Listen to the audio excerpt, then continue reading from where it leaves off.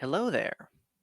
Now, you probably noticed things are a little bit different around here because I no longer have the name Paul the Star Wars guy on my little name tag right here, nor is the channel called Paul the Star Wars guy. That's because I have been recently talking with my little brother Michael, and he has agreed to come on and do videos with me. So, this channel will from now on, be known as the Star Wars Guys, and I will be calling myself Master Paul. Now, me and Michael have been talking about some ideas for what we want to do with this channel. We don't want to share anything about it just yet because we don't have anything, concrete ironed out for those ideas. But hopefully, these ideas do come to fruition and hopefully, you guys are around to see them. So, Michael is not available for this video, but hopefully he is for the next movies, which I'm going to be doing, which are Solo and Rise of Skywalker, and the stream, which we do on this channel every Sunday at 5 p.m. So, if you have not already, please subscribe so that you don't miss out on any of that. And with that little bit of housekeeping out of the way, let's get back into our series of reviewing every single Star Wars movie that has come out. Today's movie, and admittedly one that I had been dreading watching and reviewing, The Last Jedi. As always, I'll be doing two different perspectives on this movie, what I thought of it the first time I had seen it, and what I think of it now. So make sure to hit like and subscribe, like I just said, and wasting no more time, let's get right into it. So, I first saw The Last Jedi again when it first came out in theaters. In fact, I saw it the second weekend that it was in theaters. And by this time, I was out of the Navy and I was back with my family. So I saw it with my parents and my younger siblings. And I remember walking out of the theater, like just completely stunned at what I had seen. I thought I liked it at first, but the more I looked back on it, the more I realized it was what I'm referring to as the honeymoon phase of basically getting a new Star Wars movie. I liked it because it was new. And the more I thought about what I had seen, and especially the deeper I dove into Star Wars YouTube, the less and less I liked it. And this all came to a head when I came across channels like Geeks and Gamers, Mauler, and The Quartering. People that are pretty well known for not liking the sequel trilogy and for talking about everything that is going on in Disney Lucasfilm, especially with Kathleen Kennedy, and how basically bad things are there. And the more I listened to what they had to say, the less and less I liked not just The Last Jedi, but The Force Awakens with it as well. Now, I want to make one thing very clear with this. Of course, those channels are entitled to their own opinion on how they feel about the Disney Star Wars movies and the company that made them. But for me personally, I don't blame them for me losing what interest I had in the Disney Star Wars movies and in The Last Jedi. If anything, I blame myself for taking what they said and adopting it as my own opinion without even thinking about it for myself. I should have heard what they said and actually thought about it and came to my own conclusion from there. So I wanted to, in going into this movie tonight, make sure out of all of the movies that I threw out any preconceived opinions and notions that I had on this movie and went into it with as clear and open a mind as I possibly could, even if I did somewhat dread watching this movie. And to be honest, I'm kind of glad I did that because about halfway into the movie, I was watching it and realized I'm not hating this movie like I thought I would. This isn't a big steaming pile of crap like I had built it up to be in my head.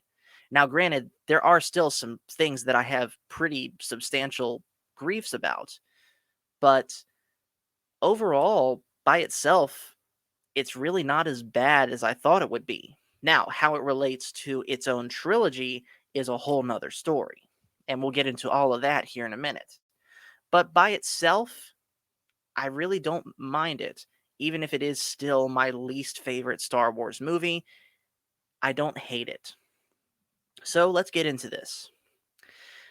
One of the biggest problems that I have with this movie is that it is not a good follow up to The Force Awakens.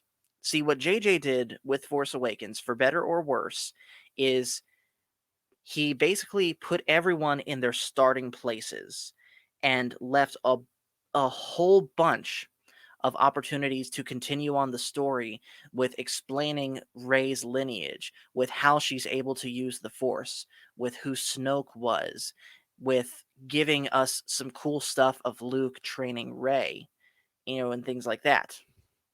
And then Ryan Johnson takes what JJ has given him into The Last Jedi and does his own thing. Like, just forgets all about The Force Awakens pretty much even existing. And then, of course, J.J. Abrams is left to pick up the pieces with episode 9 after Colin Trevorrow left. And that's kind of my biggest problem, not just with this movie, but with the whole sequel trilogy as a whole. I really personally don't care that much anymore about all of the real world politics that may or may not be pushed in these movies, but that's still going to come to play here in a minute. But my biggest problem is that there was no plan. There should have been one story that was set across 3 movies instead of one movie setting up a story, and then the second movie throws it out and does its own thing, and then the third movie tries to fix that, which we'll talk about how Rise of Skywalker did with that when it comes time to. But focusing on The Last Jedi, forgetting everything around it, forgetting about The Force Awakens, forgetting about The Rise of Skywalker, even considering it by itself, it does still have some problems.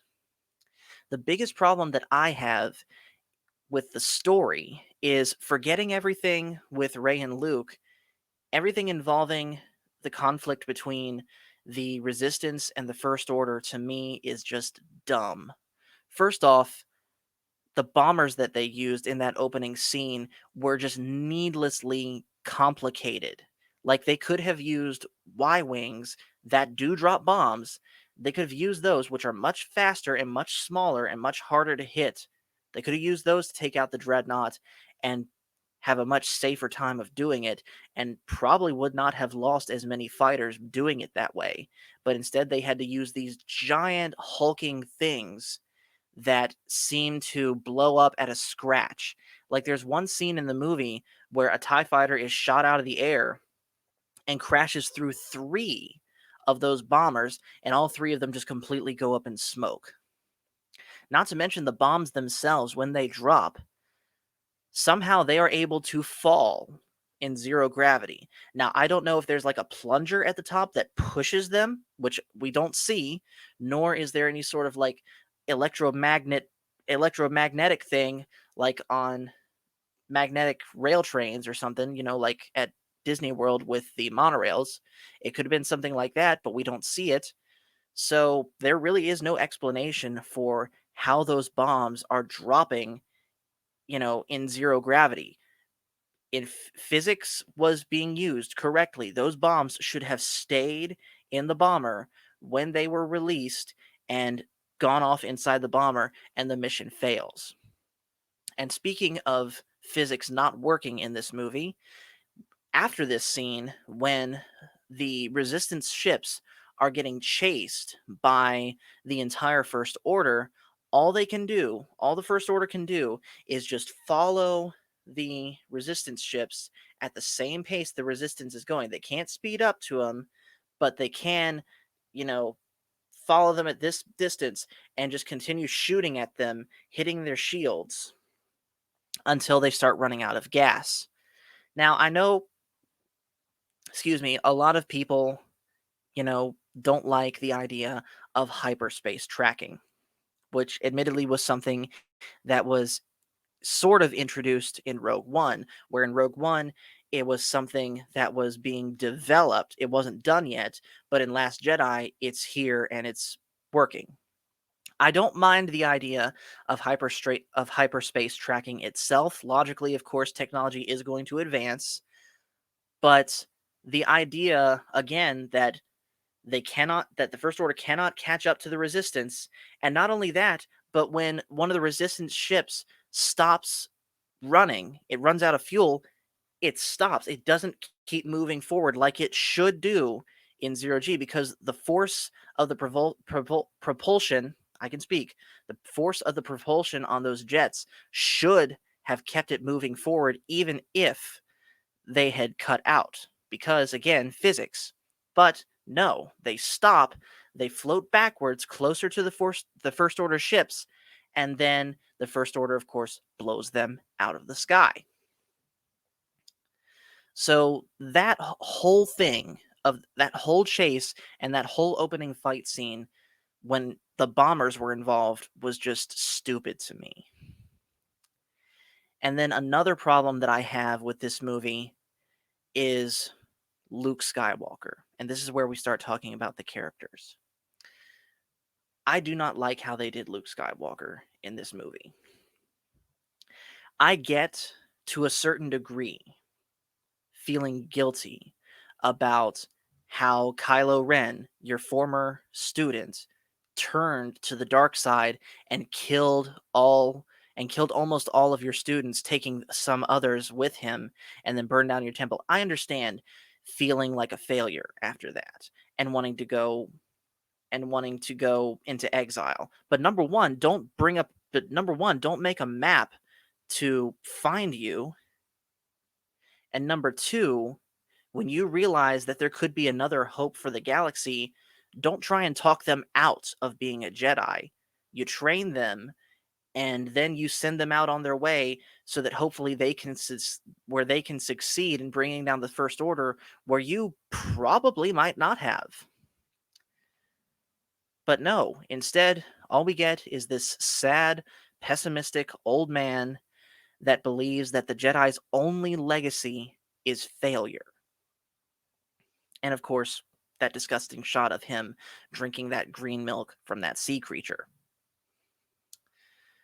Now, yes, Luke is right when he said that the Jedi had grown arrogant in their time and allowed Darth Sidious to rise and wipe them out, and that it was a Jedi Master that was responsible for training Darth Vader. Which, side note, that's a very disrespectful way to talk about Obi-Wan, arguably your first master. But here's the thing, that didn't start happening until between the High Republic and the Phantom Menace. Like, that's kind of, I haven't read it yet, but I'm guessing that's what the High Republic is covering.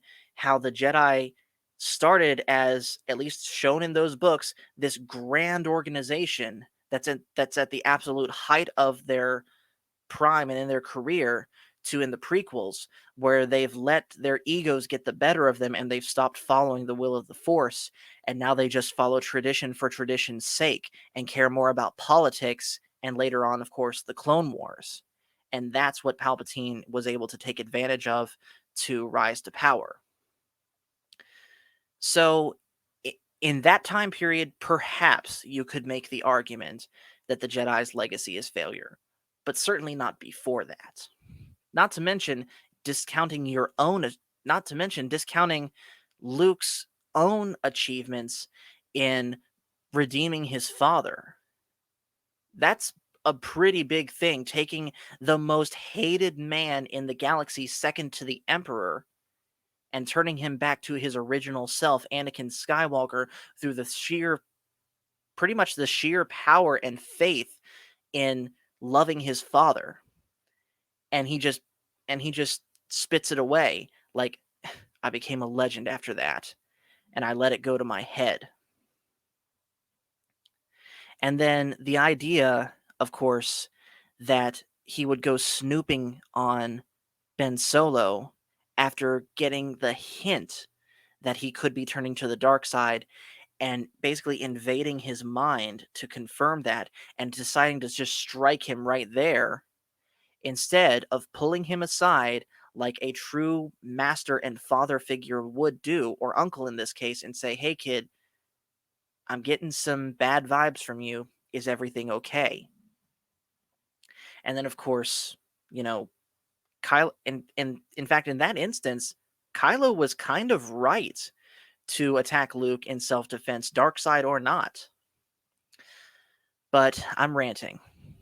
So, needless to say, I do not like how they did Luke, even how they had him die in this movie. I knew at some point Luke was probably going to die in this series, but I don't like how they did it. I like the idea of Luke at the very last minute getting the courage back to go down and face Kylo Ren in front of the First Order. I even think it's kind of cool that Luke was just able to dodge all of Kylo Ren's strikes, but he should have been there in person, not, you know, not just projecting himself from his island if you're going to have him die. Because the movie isn't 100% clear on what kills him. Was it just the sheer energy that it took to project himself all the way across the galaxy? Or was it, kind of like Padme, where after that he just lost the will to live because he thought he had fulfilled his purpose, or some combination of both? The movie isn't clear on this. I think if you were going to have Luke Skywalker die in this movie, he should have been there in person, keep the fight as it was, but have it be the same thing as what happened with Ben Kenobi in A New Hope, where Kylo Ren goes to swing at Luke, and at that very moment, Luke vanishes the same way that Ben did, and of course, his robe drops there. But of course, they didn't do that. Now, getting off the topic of Luke, let's talk about Rey.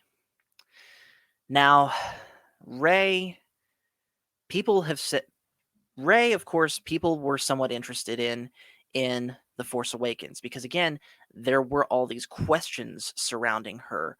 Who was her family? How was she able to use the Force so quickly? And of course, this movie answers none of those questions, and the answers that we do get are unsatisfying. Let's talk about Rey being a nobody. This was a very blatant example of subverting our expectations and giving us possibly the least satisfying answer because, yeah, not everyone has to be related, but at the same time, this is Star Wars. All the important people are related to somebody. You know, Luke was, of course, the son of Anakin. So was Leia. Ben is the son of Han and Leia. So it makes sense to me, at least, that Rey should be related to someone. More on that in episode 9. But in this movie, she's nobody. Her parents, according to Kylo Ren, were just junk traders that sold her for drinking money on Jakku, and they're currently dead. So that just felt like the biggest letdown, and it made me feel like all of the investment that I put in,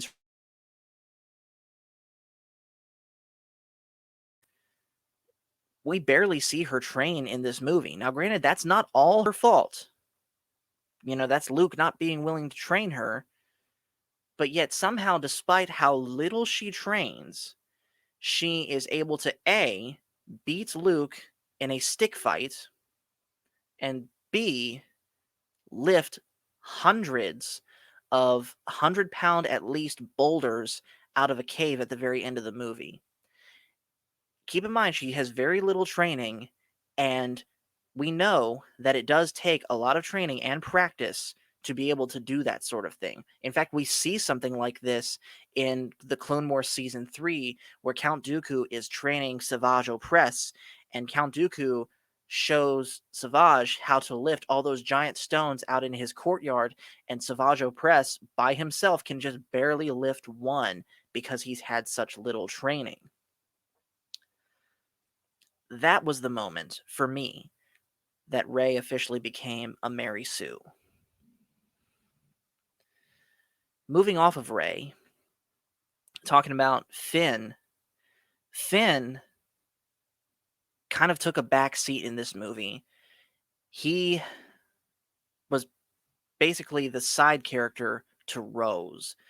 Rose, of course, was this maintenance person that idolizes Finn until she realizes that he's trying to get away from the resistance. And somehow the two of them come up with the idea together that the First Order is tracking them, and Rose is able to shut it down. Finn's able to get around on that ship, so they just need to get there, and thus starts the whole Canto Bight side quest, which by itself I really don't mind, but with Rose, well, actually, no, not with Rose yet. Let's keep on Finn. Finn, you know, really doesn't do anything that much into this movie. He's just kind of along for the ride with Rose until the very end of the movie. And the one time he tries to do something, he tries to sacrifice himself going down the barrel of that cannon to blow it up. Rose stops him. And this is where we were getting into what I was trying to say a minute ago. My biggest problem with Rose in this movie is that she's such a contradictory character. She goes from in Canto Bight hating hating the city of Canto Bight and the people that live there and the lifestyle that they lead, basically hating them for getting rich off selling weapons to the First Order and saying, quote, "I wish I could take my fist and put it through this whole city," to at the end saying, "I saved you. That's how we win, not by fighting what we hate, but by saying what we love." Now, a character changing their mind is one thing. But the thing is, in this movie, we do not see Rose go through any sort of character development that would lead her from I want to hurt the people that I hate to it's not about fighting what you hate, it's about saving what you love. We don't see any change in her that would cause her to change her way of thinking. Hence why I say she's contradictory. It has nothing to do with the actor. I don't condone any of the attacks that Kelly Marie Tran received on social media. And then Poe was done dirty in this movie. Poe, of course, was the one to blame for the well, failed in a sense, attack on the Dreadnought. The Dreadnought did blow up, but at the cost of so many fighters. And he was basically set up in this movie to be too hot-headed to where he was willing to accept all of these big losses on the side of the Resistance just to take down one ship. And Leia was right to say that he should have just pulled out of there after the evacuation of the base had happened, lived to fight another day. But Poe just had to take down that dreadnought. But at the same time, Vice Admiral Holdo was just needlessly a jerk to him. Like, yeah, he screwed up, but he's still an important member of the Resistance. He still should know what the plan was after, the Resistance had come under attack and the bridge exploded and Vice Admiral was put in charge after Leia was incapacitated. Which, side note, by the way, I know a lot of people have complained about this, but I really don't have that much of a problem of Princess Leia using the Force to pull herself back onto the bridge. The only thing I'm saying about that is that's another example of physics not working in space because she should have, for as long as she was out there, she should have died. I know that you can survive for a few seconds in space, but that scene felt like it took forever. Just the long pause that you have on her eyes closed, seeing her hand just go limp until it goes into the position that Jedi use to pull themselves. That whole thing just looked like it took longer than it should have, and thus Leia should have died or have been seriously, seriously more hurt than she was. But that's a whole nother side topic unto itself. But yeah, Vice Admiral Holdo is probably one of my least favorite Star Wars characters just because of how unnecessarily a jerk she was. There's another word that I could use there, but this is a family friendly channel.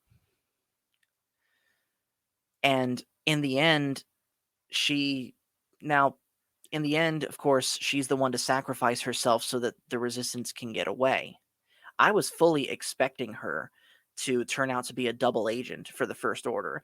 And frankly, I would probably like her more, and her actions would make more sense if that was the case, if she did turn out to be the one that was basically feeding the First Order the information of how they were planning to escape and intentionally not telling Poe what was going on so that the First Order could be sabotaged. But no, it was just she doesn't like Poe. She thinks Poe's too hot headed, so she's not going to tell him anything. Now, speaking of Holdo sacrificing herself, the Holdo maneuver. Now, I have actually a pretty interesting story regarding the first time I saw this scene. So I'm sitting there with my family in the theater.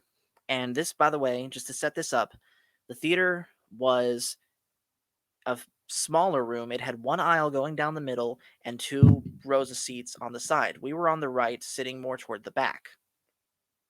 That scene happens, and off to the left, I hear someone, sounded like a teenage boy, say in Arabic, "God is awesome." If you know what that is, if you know what that is, you know.